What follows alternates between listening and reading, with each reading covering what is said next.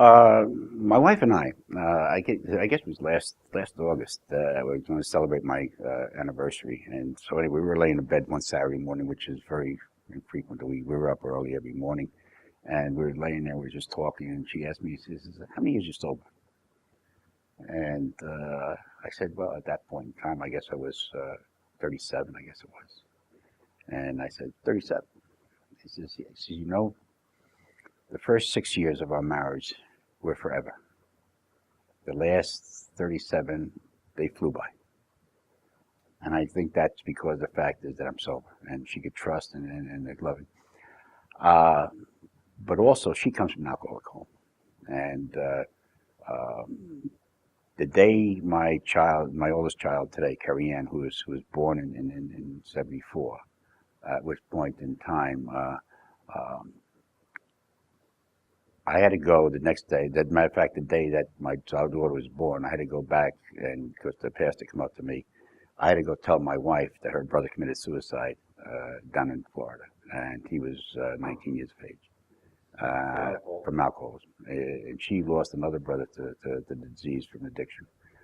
So two suicides, and so these are the things that have come. But meantime, she's a solid person.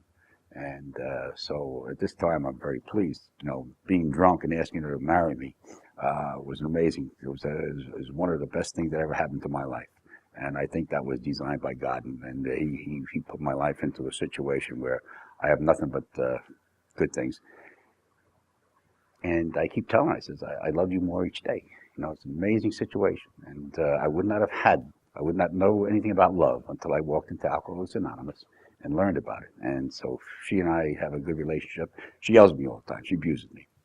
But what happens is